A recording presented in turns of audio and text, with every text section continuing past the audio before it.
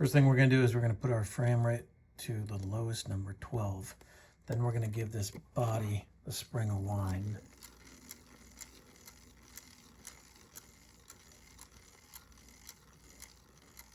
And when you feel it getting more tension, you want to slow down towards the end so you don't hit that stop. The spring is pretty gentle. Then we're going to flip it over.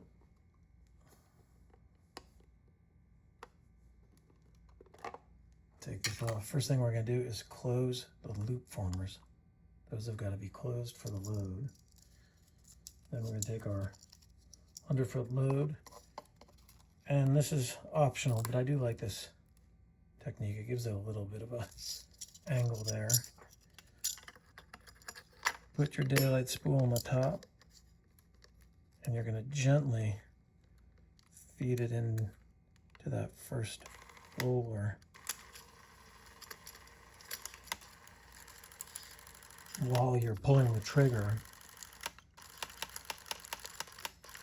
and run out enough to put it on the take-up spool.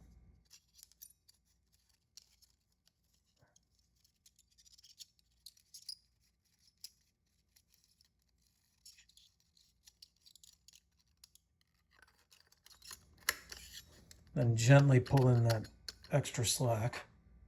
Open the loop formers. Now, if you forget to do this, this will automatically do it.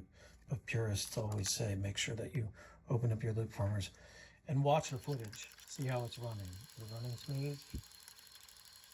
Looks like it's running good to me.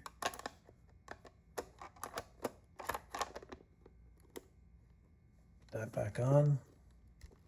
Turn this back to 24 and we'll listen to see how it sounds.